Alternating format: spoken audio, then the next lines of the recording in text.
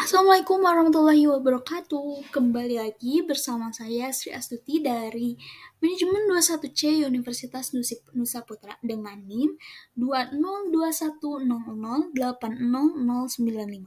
Nah, kali ini kita akan menjelaskan tentang manajemen risiko keuangan dengan pengelola dan ruang lingkup. Nah, bagaimana sih memahami pentingnya manajemen risiko dalam keuangan?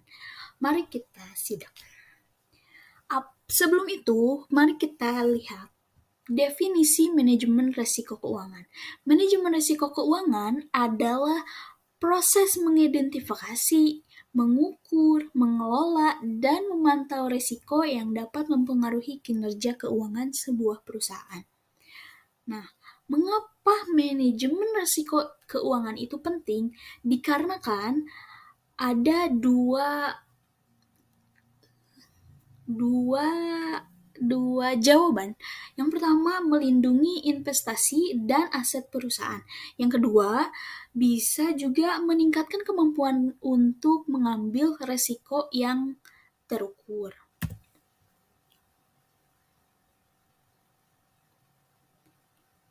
Apa saja sih komponen utama manajemen risiko? Nah, di sini terdiri dari 4 komponen tersebut. Yang pertama, mengidentifikasi potensi risiko yang dapat mempengaruhi perusahaan. Yang kedua, penilaian risiko, menilai tingkat risiko dan dampaknya. Yang ketiga, mengembangkan strategi untuk mengurangi risiko. Yang keempat, mengawasi risiko secara berkala dan melaporkannya. Nah, apa sih tujuan dari manajemen risiko keuangan ini?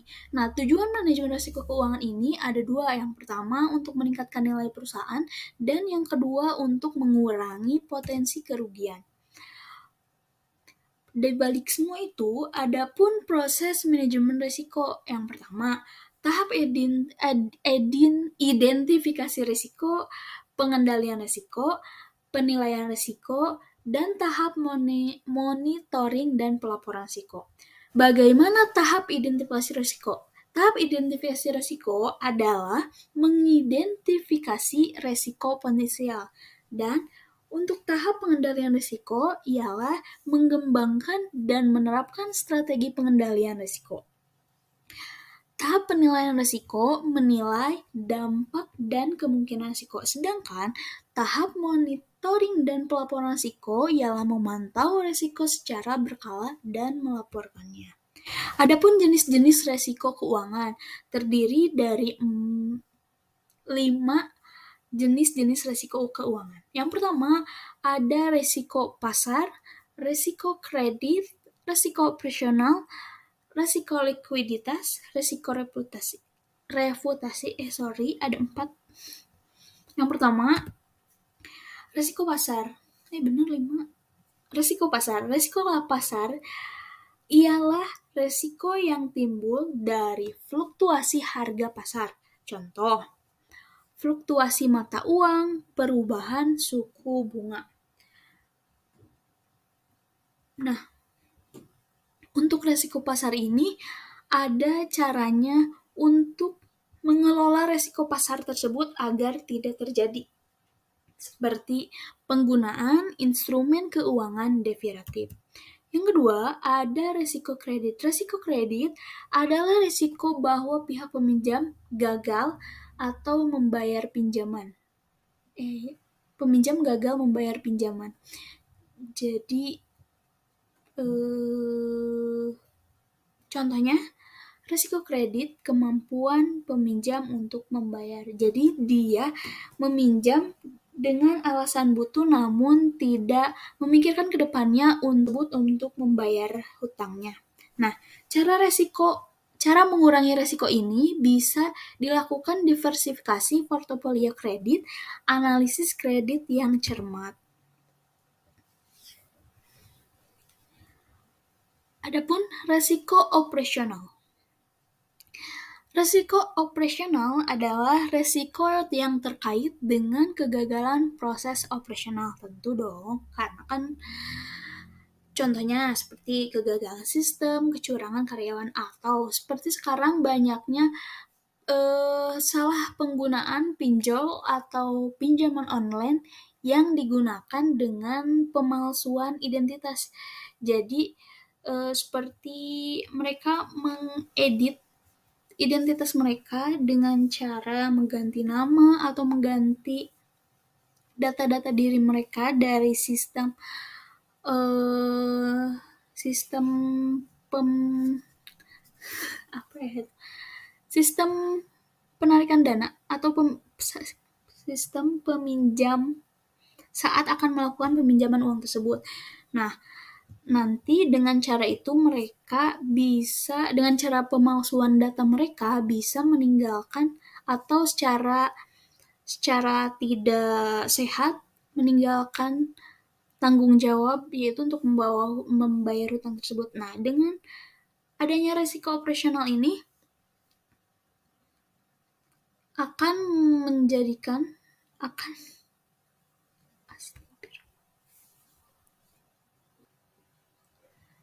akan menyebabkan kecurangan dalam sistem. Nah, bisa jadi.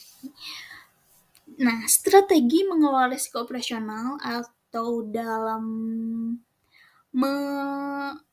menanggulangi risiko operasional ini bisa dengan cara penerapan kontrol yang internal dan pelatihan karyawan. Mungkin dari penerapan kontrol internal ini lebih ke mengecek data-data mereka yang valid atau tidak. Soalnya sekarang banyak data juga dari Google yang bisa diakses oleh kita.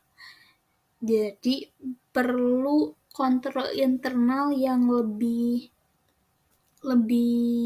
ditingkatkan untuk menanggulangi risiko operasional yang gagal ini.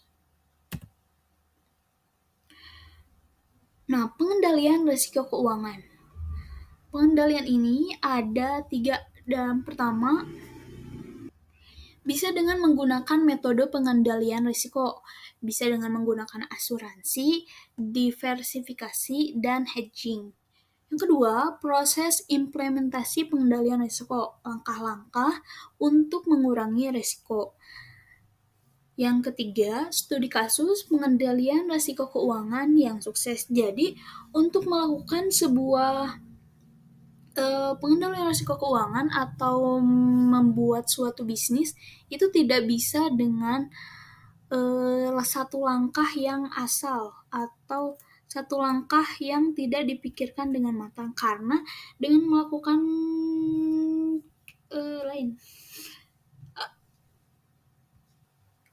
dengan membuat suatu bisnis yang tidak adanya metode pengendalian risiko atau proses implementasi ataupun tidak melihat ada studi kasus ke depan, kita tidak bisa menanggulangi kasus-kasus yang akan di depan. Contoh, ketika kita akan membuat suatu bisnis, kita harus tahu A sampai Z. Dari mana kita bisa melihat ke depannya akan ada apa kekurangan dari bisnis kita tersebut. Nah, setelah dilihat dari A, B, dan sampai Z-nya si bisnis tersebut, maka dari itu kita sudah ada pengendalian dari bisa melihat ke depannya akan ada apa kekurangan dari bisnis kita tersebut. Nah, setelah dilihat dari A, B, dan sampai Z-nya si bisnis tersebut, maka dari itu kita sudah ada pengendalian dari resiko ini. Kita bisa mengurangi resiko ke depannya. Jadi yang menganggap bisnis itu gampang itu salah sebenarnya. Dan memang dalam suatu pengelolaan bisnis dan pengendalian risiko keuangan ini harus dipikirkan dalam secara matang.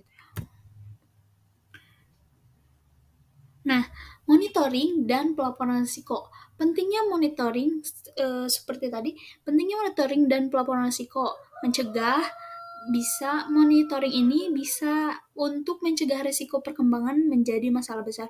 Contoh kayak yang tadi misalnya ada ketika kita tidak melihat ke depannya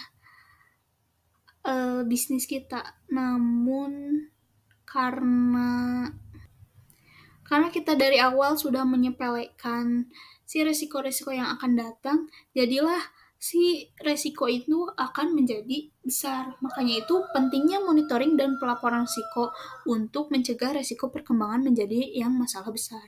Nah, adapun proses monitoring risiko dengan cara memantau secara berkala dan menilai efektivitas strategi pengendalian. Misalnya, pendapatan saya bulan ini 600.000, sedangkan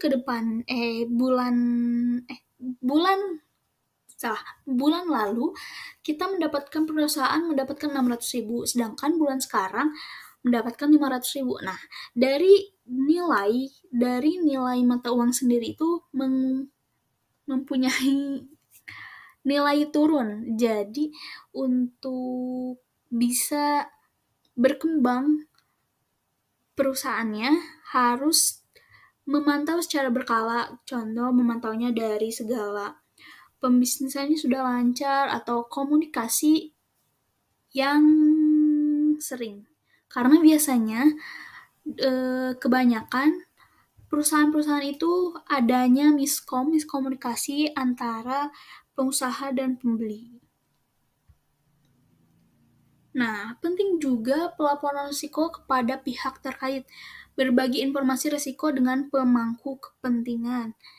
Karena sekarang zaman yang sangat-sangat canggih, banyak berita ataupun berbagai informasi yang bisa didapatkan dengan secara mudah.